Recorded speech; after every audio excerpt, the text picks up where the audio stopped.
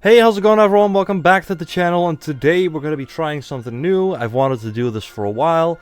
This new video series in which we kind of go over a theme park, and I tell you pretty much everything that you can do there, including some personal stories from when I was there last time. And what better park to start that off with than with my favorite theme park of all time, Efteling. I've come here since I was just a little kid. I have a bunch of nostalgia for this park. So I'm very excited to talk about this. In recent years, it's been a park I've gone to annually. This year I've been there 3 times due to circumstances and other people wanting to go there as well. And I thought, you know what, why don't I just come along? So without further ado, let's jump right into the video. From the first moment you get to the entrance of the park, you already know that you're in for something special. This entrance itself is an absolute spectacle to behold, and it truly sets you up for what you're about to enter. This park just thematically does everything right. Lines are part of the attractions, and at every corner there is something to look at in this park. Nothing is left untouched. So from the first moment you set foot into this park, you feel like you've entered this magical kingdom. Now the first attraction that people usually go to at this park is Symbolica. This thing opened in 2017 and was at that time at least the most expensive ride that Efteling has ever built. And I'm pretty sure it still is. I finally got to try this thing out a few years ago for the first time, and I was absolutely blown away by it. This is one of the best dark rides I've ever been on. No nostalgia required. It's a dark ride inside the castle, which is pretty much the centerpiece of the park at this point. And to be honest, I can't even really imagine a time when this thing wasn't there. It is that essential to the park at this point. When you enter the castle, you're taken into a short pre-show where the stairs will open up and you are taken into the underbelly of the castle, where you get to choose from one of 3 different tours. The Hero Tour, the Treasure Tour, and the Music Tour. They all take you on a slightly different path in which you get to see a few different rooms, and so there is an incentive for you to ride it 3 times, as there are slight differences between the 3 tours. Thematically, this ride is probably one of the best Efteling has ever done. It is absolutely pristine, everything is thought of, there are so many details to look at, so you'll probably spot something different every time you ride it. The music is absolutely great, and it feels incredibly smooth, so this is truly a must-ride attraction at Efteling. After this, we usually venture into the left of the park, where we will eventually find Dreamflight. This dark ride opened in 1993 and is also one of the most essential rides in Efteling history, and it also remains one of the favorites for most big Efteling fans, and rightfully so. Even after all these years and plenty of updates, this ride is still an amazing one. Though the puppets here might not move as smoothly as they do in Symbolica, but it of course has to do with its age. Like I said, it's quite an old ride. This ride, however, makes more than up for it with what it does have to offer. It takes you on a journey through this magic fairy tale land where you get to see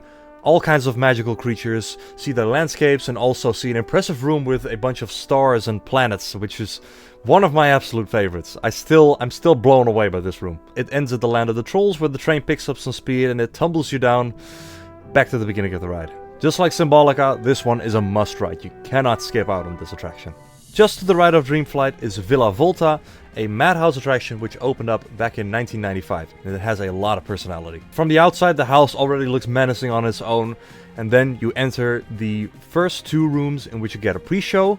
It's all in Dutch, which is very unfortunate because the story in this attraction is actually quite cool and it's very immersive.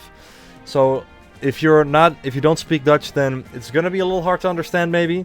However, the attraction is very much still worth it. If you've done a madhouse attraction anywhere in the world, then you kind of know what you're in for. It's essentially a room spinning inside itself, and it's kind of weird because it makes you feel like you're going upside down even though you're not. Villa Volta just has a very unique look to it. I can't really explain it, it's something you have to experience for yourself. Besides that, the music in this attraction is oftentimes one of people's favorites at Efteling. It is amazing. Also, it's never really all that crowded there, so that also makes it very much worth it, because there's no long wait. Behind Villa Volta is the Land of Laugh, which is sort of a playground for children. Though there's also a lot to see if you're an adult, it's still very cool looking. However, there is a great way to get through this area, which is using the monorail. Ella! This is the perfect attraction for if you want to calm down for a moment. It takes you over the Land of Laugh and lets you see it through a bit of a different view. And also, like Villa Volta, it's also never really all that crowded there. There's usually a 15-minute wait at max. Though I wouldn't consider it a must-ride, but if you do have a lot of time on your hand, and maybe if you're staying there at a hotel, then I'd say absolutely go ride it. If you head over to the next area, which is more towards the back of the park, we'll find our next 2 major attractions, and the first one of that is Carnival Festival. This ride opened up in 1984, so it's an oldie. In this dark ride, mostly targeted towards kids, you're taken on a tour across the world in which every stereotype is present, from our own Dutch tulip fields to the African jungles. This ride used to be my absolute favorite when I was a kid, and I still have a bunch of nostalgia for it, so I still do it every time. I also see it as a very essential ride for what made Efteling what they are today, so it's hard for me to not say that this is a must ride. But it is very childish, and if that's the kind of not your thing, then maybe you should skip out on it, though I think there's a lot to enjoy here for adults as well. So like I said, it's fun for all ages, but if you really think that it's too childish, you can skip out on it. Oh, and by the way, if you do decide to ride it, then I can guarantee you that that song will be stuck in your head for the rest of the day. If you head on over to the right of Carnival Festival, you will see a massive bird statue standing outside, and it is also the entrance for our next attraction and first coaster of the day, Vogelrok. This coaster opened up in 1998 and is completely in the dark, though there are still some things to see, like some bird statues and some lasers and eventually some stars as well, which is awesome, as well as accompanying you with some amazing music. It is an awesome coaster, and it's also very thrilling, even if it doesn't have any inversion. Now, like I said, there are some things to see throughout the coaster. It is mostly just darkness. It's a fun ride, but not the best coaster of the park. Though I think it's still one that you kinda gotta try out when you're at Efteling. Also, if you're part of the Discord server, this is where that cursed profile picture of mine was made, and I recently tried to redo it, and I can't really decide which one's worse. Now, while we're at the top left of the park, we are going straight to the bottom right, which is where we will find our Middle Eastern themed area, including a shop serving Turkish food. And in this area, based on the 1001 Arabian Nights, you will find another really essential Efteling attraction, Fata Morgana. This boat ride, which opened up in 1986, takes you through Arabian streets and a magical palace. And it is also another oldie that is usually not that crowded, which I think is kind of a shame because, like I said, it's a very essential Efteling attraction. And with another great soundtrack and more immersive locations, this one is also, to me, an absolute must-ride.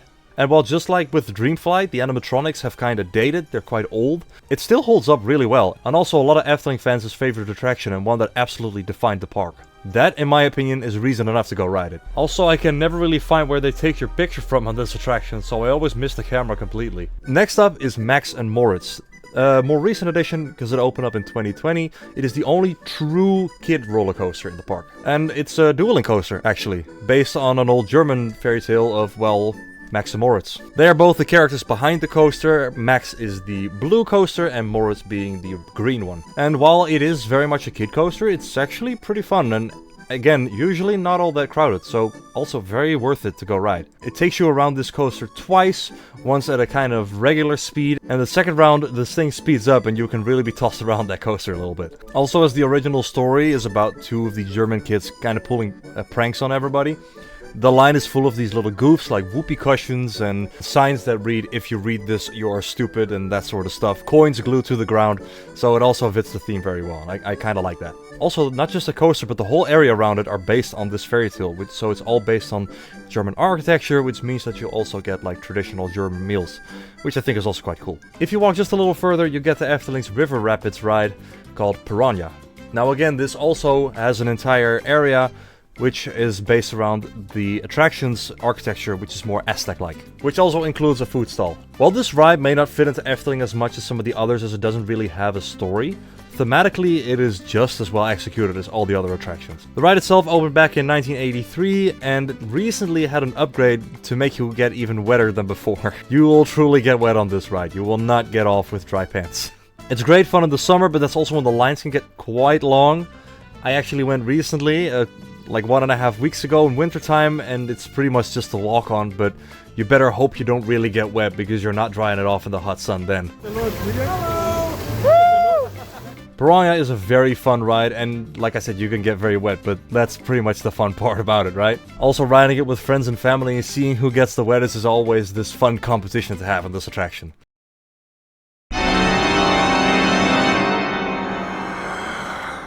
Next to Piranha is the next ride of the park in the form of Danse Macabre. It opened back in 2024, so last year, it's a year old at this point, and the ride is truly something unique. And I don't just mean that in its theming because it's Efteling and they do all that so well.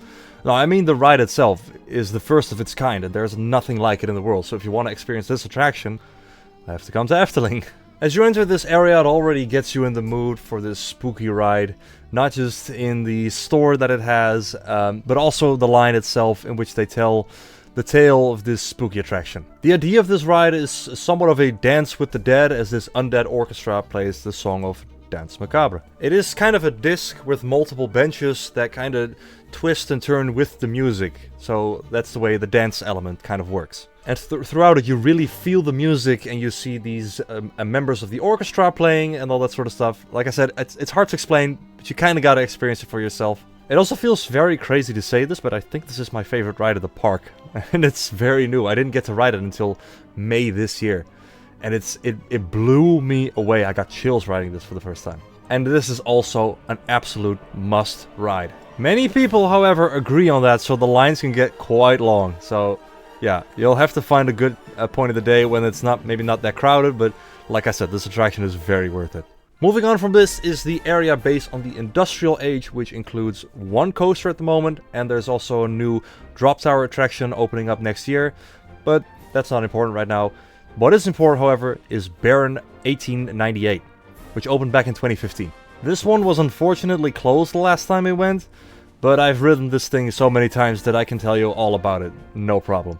It is probably the most thrilling attraction at the park, and a lot of people seem to agree on that, because with this one as well, the lines can get quite long, especially if you want to go into the front row of this ride, because that has a special line that is quite long oftentimes. It has this short pre-show where these three ghostly women tell you not to enter their minds, but of course you ignore that and you walk right on. And when you finally get on the ride, they start singing, they take you up very high, where it pauses you for a few seconds. It's a drop coaster, so it'll do that for about 3 seconds, which feels longer, which then drops you underground and into a loop. The rest of the ride is quite short though, but the drop is truly what makes this coaster so unique. And also, if you're too scared to go on this attraction, you can still go through the line and watch the pre-show. You have a special ticket for that, which you can ask for when you enter the attraction. And it is also just an absolute spectacle to behold from a distance as you see people being plummeted into the ground by this thing. It's probably the most spectacular ride just to watch at Efteling. Oh, and I also figured out that this attraction has an on-ride video that you can watch. And when I found out about that, I had my fun with it. Although it also captured my absolute fear. I mean, look at that. That's a face of pure fear. A little further up is one of my other favorite rides at the park, which is the Flying Dutchman. A water coaster that is equally as much a dark ride as it is a roller coaster, and it opened up in 2007. I was 7 years old back then when it opened, and this thing scared me to death then, but I love it now, so. It is also probably one of the most stunning lines at the whole park, where you are taken through an old Dutch city, after which you'll enter a boat and you'll be taken through a dark harbor, before really being lifted into the coaster portion of the section, where it drops you outside. The coaster portion of this attraction is not necessarily super spectacular, but it's still cool, and it ends with a big splash of the water. Now I think a lot of people expect this splash to make them wet. That's not really what it does. It's kind of purely for spectacle. Though if you really sit on the outside, you can get a little wet, but it's like I said, it's purely for spectacle. And also, just like with Baron 1898, it's a very fun ride to watch from the outside. Oh, and also, again, great music. This is, in my opinion, another must ride at the park. After you splash into the water at the Flying Dutchman, you will have probably spotted your next attraction, which is a wooden dueling coaster called Joris and the Dragon. Opened up in 2010, and I went shortly after it opened back then, and I loved it. I rode it 3 times that day, and it is still one of the best coasters at the park. In this coaster you get to choose between 2 sides, water or fire. You will then race one another, and at the end one of them will be declared the winner. I'm pretty sure this is all just very random, but it's still a very fun element. It is a very fast coaster. It's actually quite smooth for a wooden coaster, which is not always the case. The music gets you absolutely hyped, and you'll probably laugh out loud during this coaster. Oh, and seeing that statue of the big dragon while you're riding this thing makes it feel even cooler. I don't really know what else to say about this coaster other than go ride it, don't skip it. It's an absolute must ride. Behind Joris and the Dragon and the Flying Dutchman is the last coaster of the park, and it's also the one with the most inversions. It is Python. Now you're probably wondering why this coaster barely has any theming. Well, I'll tell you why. This thing opened up in 1981, over 40 years ago, back when the theming on the rides wasn't necessarily as big of a deal as it is today, but it is an absolute classic and a staple of Efteling. It used to be a big reason for people to go to this park as well. It was a massive reason for Efteling's success back in the day. It is also still a pretty popular coaster, although, however, throughout this area with most of the coasters in it, it is probably the least popular out of the 4.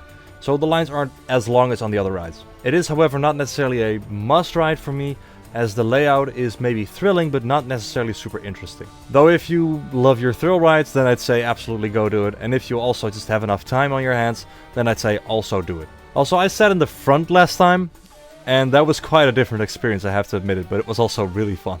Last but absolutely not least, I'd like to talk about the Fairy Tale Forest. This is really where Efteling began back in 1952. That's 3 years before the first Disney park even opened. Back then it was nothing but the Fairy Tale Forest. That's really where Efteling kind of started. And Efteling still respects its roots. And it's also still pretty popular. There are so many fairy tales that have been adapted to this Fairy Tale Forest. And there's still new ones being added today, with The Princess and the Pea opening in May this year. So there are also other widely known fairy tales which are adapted into this forest, like Sleeping Beauty, Snow White, Hansel and Gretel, and Pinocchio, but they are more closely adapted to the original story, so they might be a little different than what you know from the Disney stories. It is also the perfect place where you can just have a relaxing moment at the park, where you can just walk around and just enjoy the view. Sometimes a story is told with these fairy tales, and while they are all spoken in Dutch, there's usually a sign present that has an English translation, so you can still read what the story is all about. So even for international visitors, there's still something to enjoy here.